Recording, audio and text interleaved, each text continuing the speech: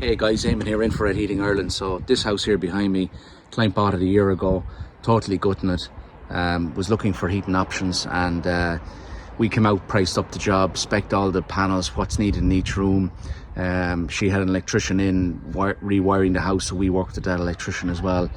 So this customer here, you know, their other option was a heat pump, but that was 3 times the price, and she's spending the money, instead of on a heat pump, she's spending on insulation.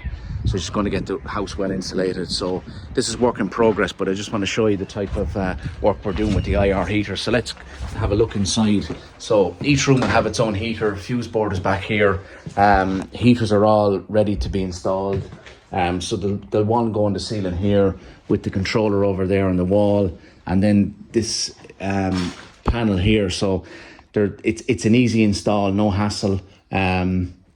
The controller will go on the wall somewhere in this room. Yes, it's over there. And then we move upstairs. So each panel will have its own controller.